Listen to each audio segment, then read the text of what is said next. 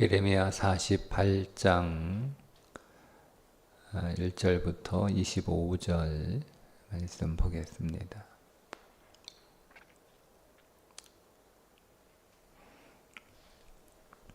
함께 읽겠습니다.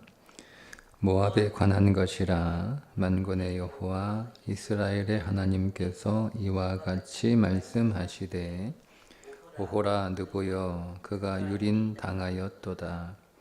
기럇아임이 수치를 당하여 점령되었고 미스갑이 수치를 당하여 파괴되었으니 모압의 찬송 소리가 없어졌더라. 헤스본에서 무리가 그를 해하려고 악을 도모하고 이르기를, 와서 그를 끊어서 나라를 이루지 못하게 하자 하는도다. 만맨이여, 너도 조용하게 되리니 칼이 너를 뒤쫓아 가리라. 호로나임에서 부르짖는 소리여, 황폐와 큰 파멸이로다. 모압이 멸망을 당하여 그 어린이들의 부르짖음이 들리는도다.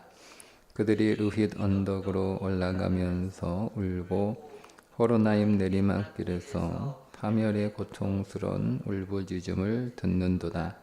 도망하여 네 생명을 구원하여 광야의 노간조 나무같이 될지어다. 네가 네 업적과 보물을 의뢰함으로 너도 정복을 당할 것이요, 그모스는 그의 제사장들과 고관들과 함께 포로되어 갈 것이라. 파멸하는 자가 각 성읍에 이를 것인즉 한 성읍도 면하지 못할 것이며, 골짜기가 멸망하였으며 평지는 파멸되어 여호와의 말씀과 같으리로다.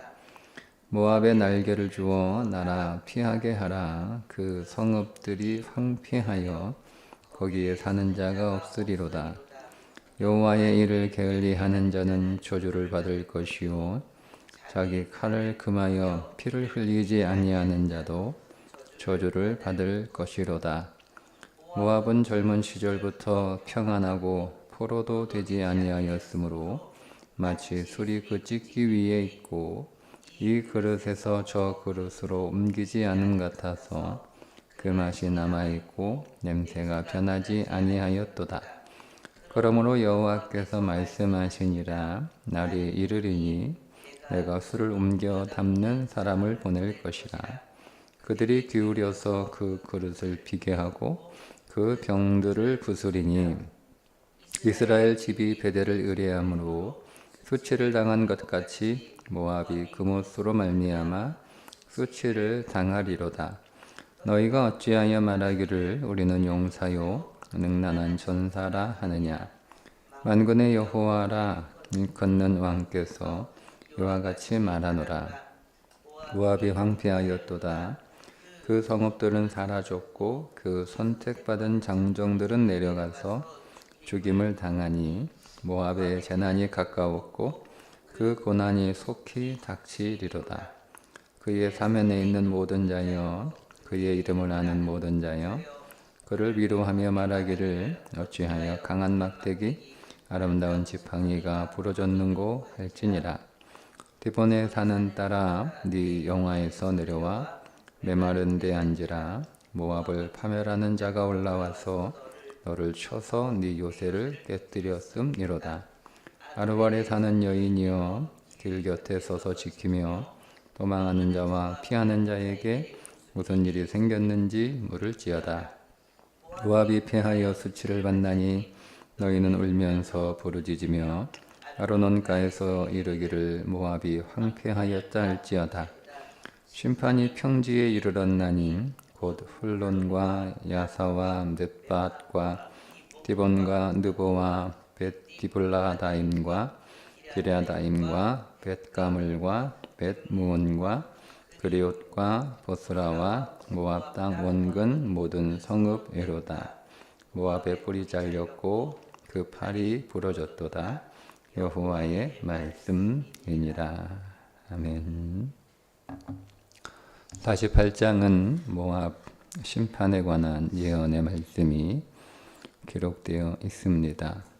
모압이 심판을 당하는 이유는 세 가지인데 오늘은 그 두 가지를 소개하고 있습니다. 1절부터 10절까지는 모압의 인본주의, 그러니까 모압은 하나님을 의지하는 것이 아니라 세상을 의지하고 세상의 재물을 의지하고 세상의 힘을 의지하는 죄를 지었기 때문에 모압을 심판하신다고 말씀하고 있고, 두 번째는 우상 숭배 때문에 하나님께서 모압을 심판하신다. 11절부터 25절까지의 내용입니다. 모압은 그모스라고 하는 신을 자신들의 신으로 믿고 있었는데, 그 그모스는 전쟁의 신입니다. 모압이 얼마나 이 그모스를 열심히 믿었는지 그모스의 백성이라고 불릴 만큼 그모스 신의 열광적이었던 그런 나라였습니다. 내일은 이제 모압의 교만에 관한 심판의 말씀이 이어지고 있습니다. 자, 그러면 이 모압은 어떤 나라인가? 모압은 이스라엘과 혈통으로 보면 같은 친족이죠. 네.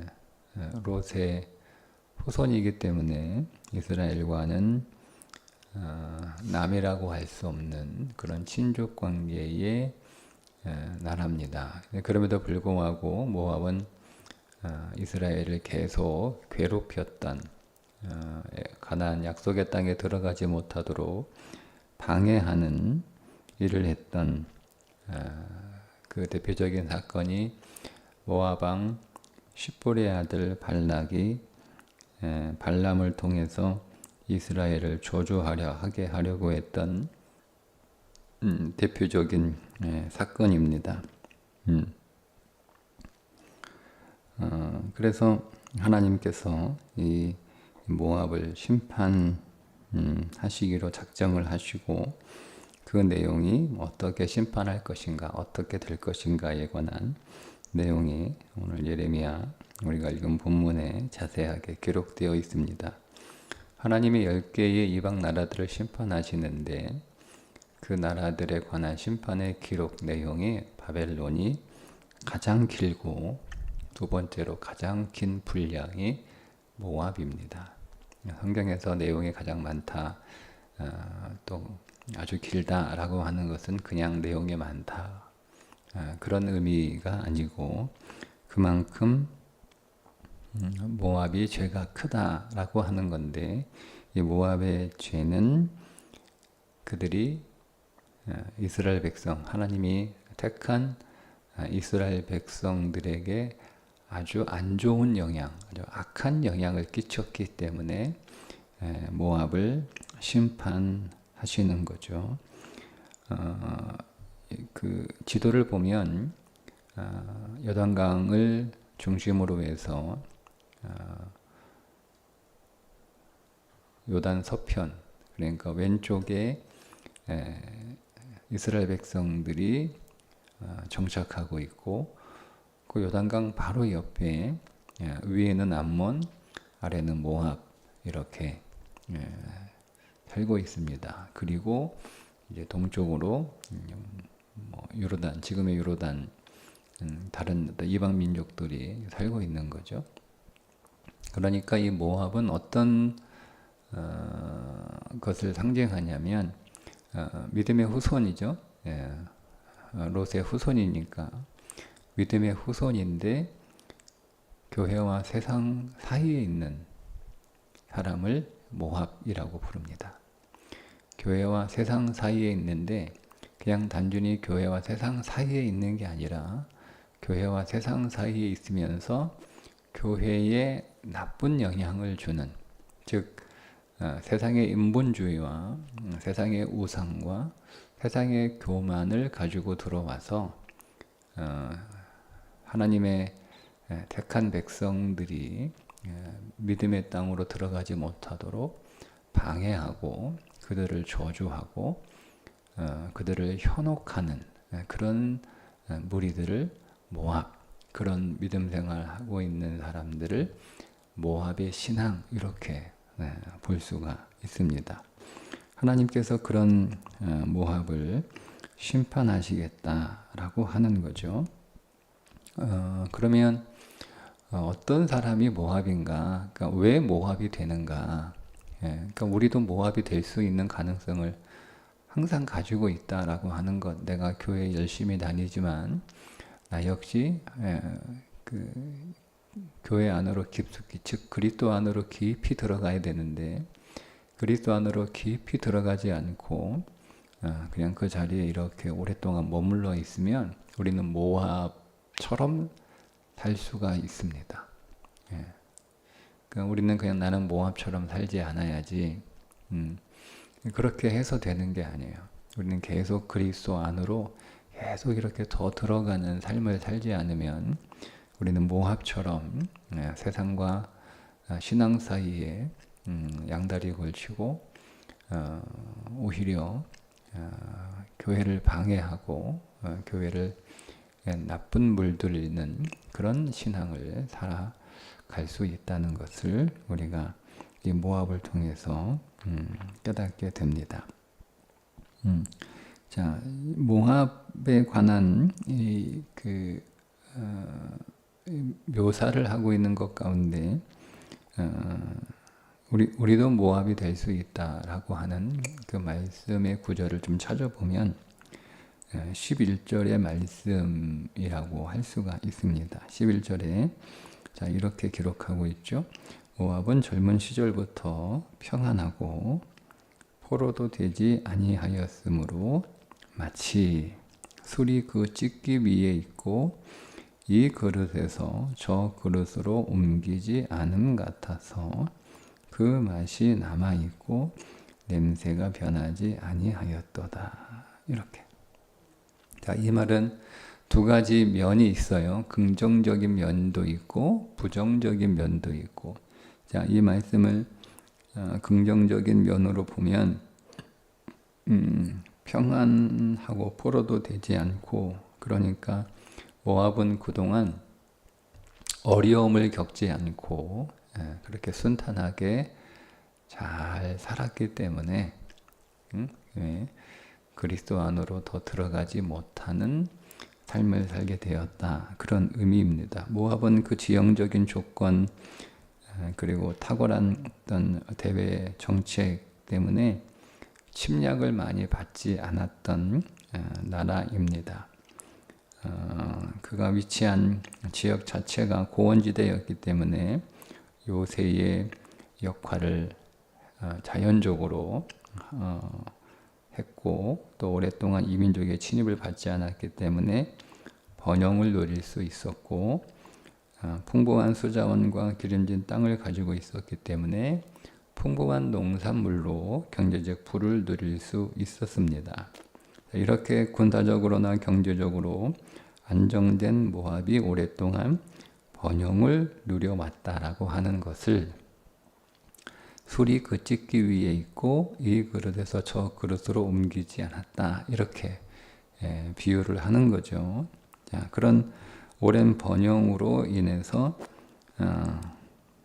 앞으로도 계속 그렇게 무사하리라 라고 하는 안심을 하게 되었고 그 안심이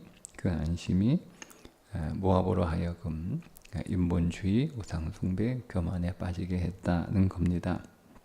자, 그런데 이것을 좀 부정적으로 보면 이런 거죠. 술이 그 찢기 위에 있고 이 그릇 저 그릇으로 옮기지 않음 같아서 그러니까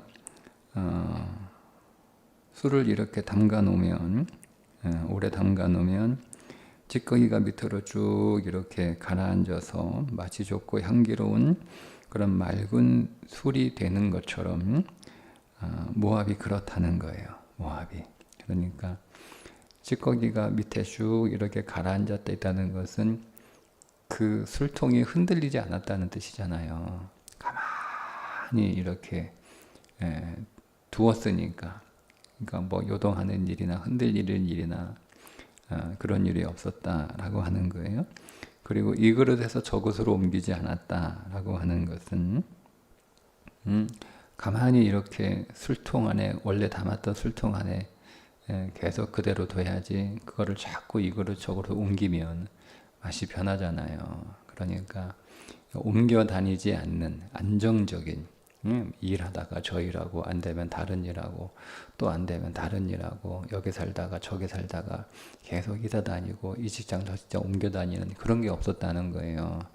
자, 그런데 이제 그게 긍정적인 의미로 그래서 그 정도로 모압은 이렇게 평안하게 잘 살고 있었다라고 하는 의미예요. 근데 이거를 부정적으로 보면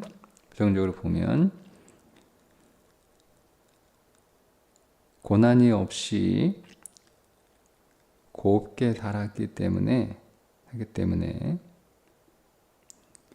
오히려 그들 안에 교만과 죄의 상태가 오랫동안 지속되었다라고 하는 부정적인 의미도 있어요. 그러니까 여러분, 우리가 인생은 두 가지 면이라는 거죠. 두 가지 면. 그러니까 우리가 평안하고 안정되면 우리의 신앙이 정체되는 그런 부정적인 면이 있고, 우리의 신앙이 흔들리고 여기저기 옮겨 다니는 그런 고난의 삶은 오늘 우리의 신앙을 오히려 더 새롭게 하고 더 생명이 있게 하고 더 생생하게 살아있게 한다는 거예요. 그러니까 우리의 삶의 외면적 평안을 무조건 좋게만 볼 수도 없고 외형적 이 고난을 무조건 나쁘다라고 볼 수 없다는 거예요. 근데 일반적으로 보면 이렇게 삶이 안정되고 편안한 사람들이 그것에 감사해서 더 하나님을 잘 믿기보다는 오히려 그 인생의 편안함이 오히려 믿음 생활을 덜하게 하고 경건의 긴장의 끈을 느슨하게 하고 그런 경우가 더 많다라고 하는 거죠. 그러다 보니 하나님을 전적으로 신뢰하고 하나님을 더 잘 믿고 하나님을 더 이렇게 의지하는 신앙으로 가기보다는 하나님을 대충 믿고 세상과 또 이렇게 걸쳐서 하나님께 열심을 다하지 않고 느슨한 그런 라오디게아 교회처럼, 라오디게아 교회가 차지도 않고 덥지도 않고 미지근한 그런 신앙이었잖아요. 그게 잘 살아서 그런 거거든요. 굉장히 부유한 도시가 라오디게아 교회였어요. 그러니까 도시가 굉장히 부하고 부자이고 잘 사니까 하나님을 믿어도 믿는 것도 아니고 안 믿는 것도 아니고 적당히 이렇게 교회 다니는 거죠. 그러면 그것으로 끝나는 게 아니라 모압의 경우를 보면 그런 인본주의적인 삶을 교회에 이렇게 물들이는 거예요. 열심히 하는 사람들, 저 괜히 열심히 한다 뒤에서 뭐라 그러고, 광신이라 그러고, 교회 미쳤다 그러고, 이렇게 하는 거죠. 그리고 세상신을 가지고 들어오는 거예요. 하나님을 의지하기보다는 자기가 믿는 것들이 더 있는 거죠.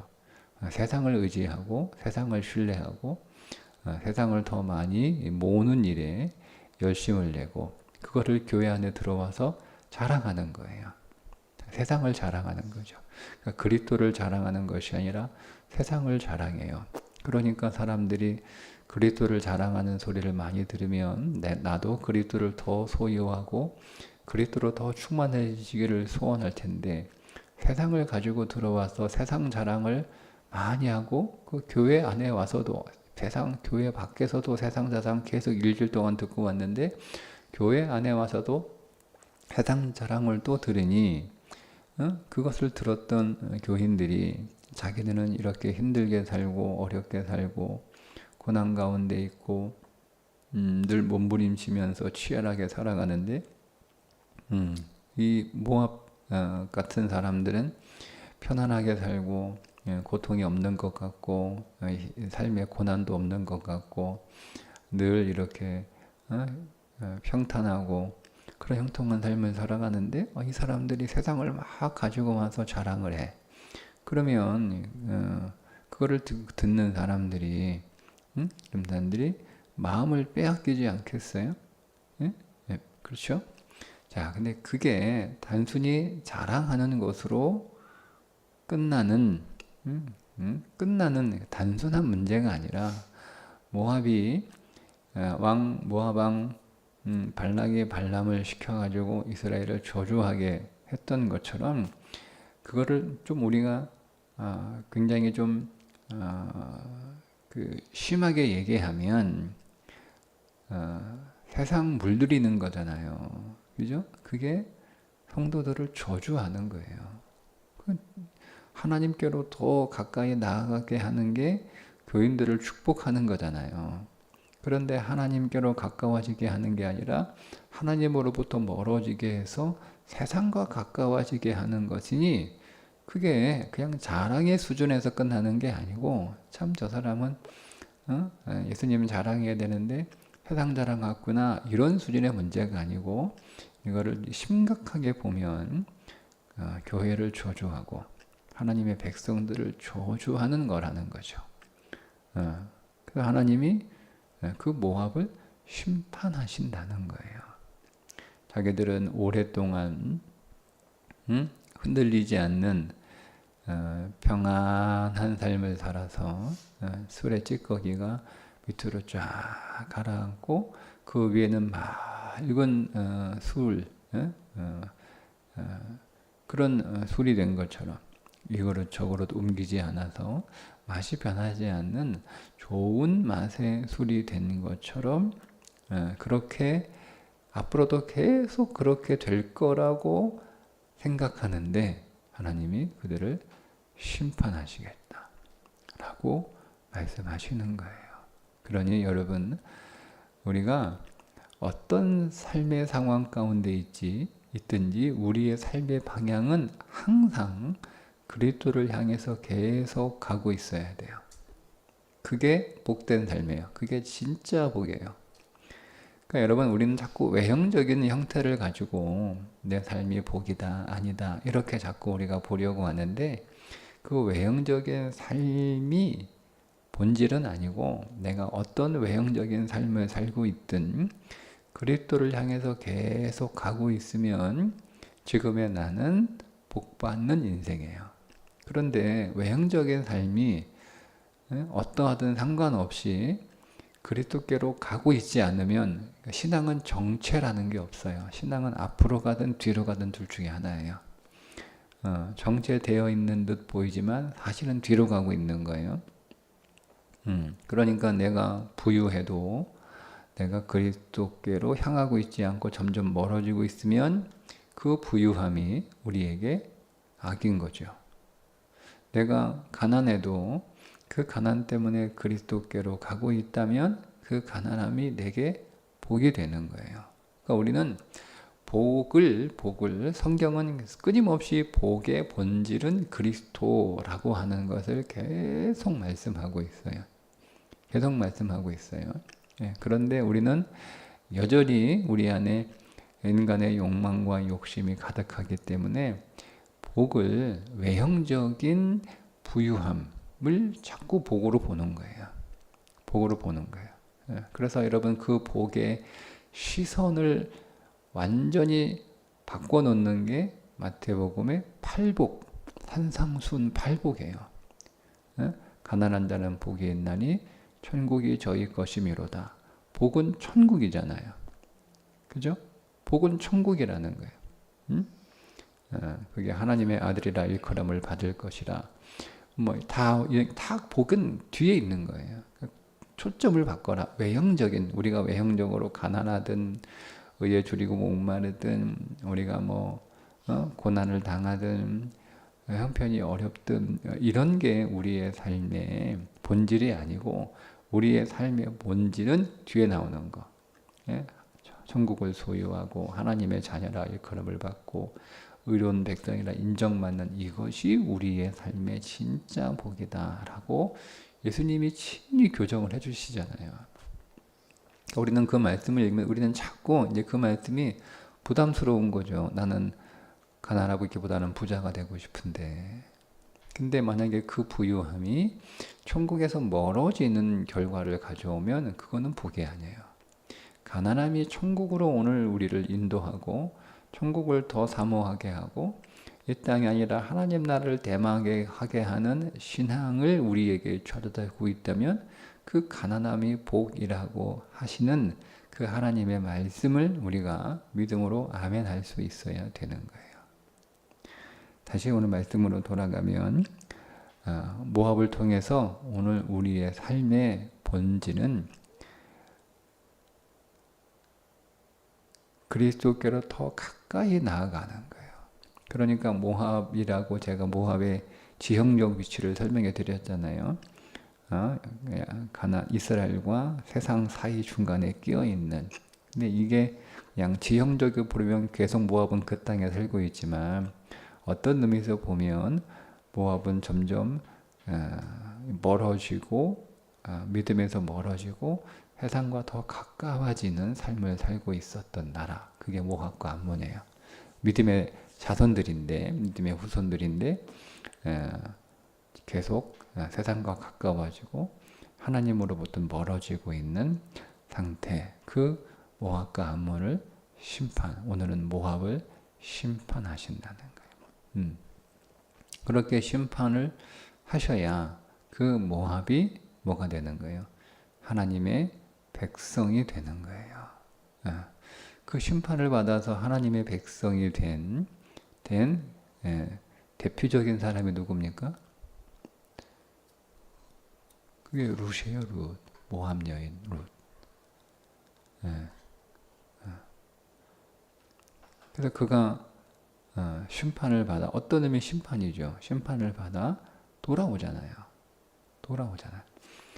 나오미가 잘 살아보려고 떠나잖아요. 믿음에서 떠나잖아요. 그 모압 땅으로. 이게 사실은 그 모압의 믿음과 삶을 대표하고 있는 사람이 나오미의 가정이란 말이에요. 벌어져 가잖아요. 거기서 그 인생에 심판을 당하잖아요.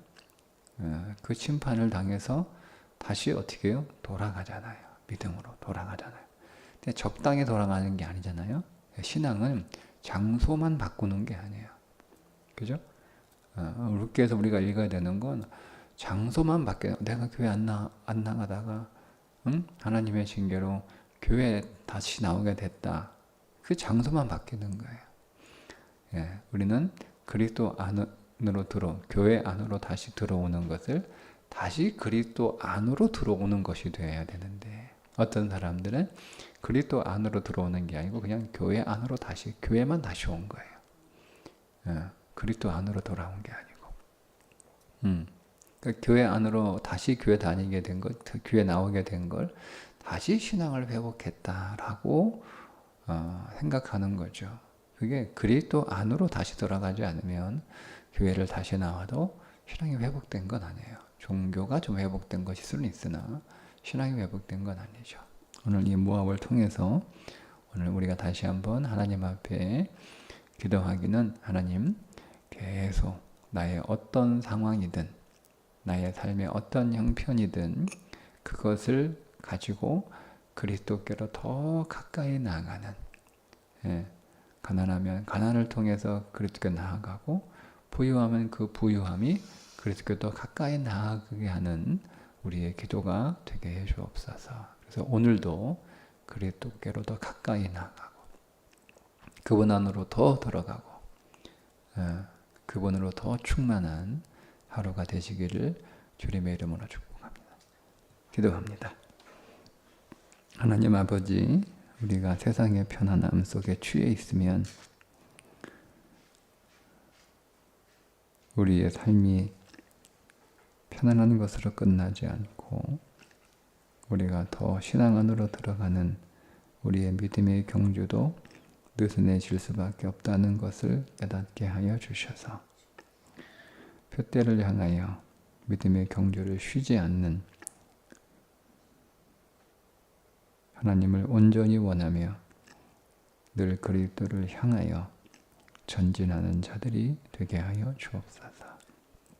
오늘도 더 주께로 가까이 나아가기 위하여 주의 말씀 붙들고 기도하게 하시고 우리의 신앙의 삶의 현장에서 믿음을 위하여 씨름하는 하루가 되게 해 주옵소서.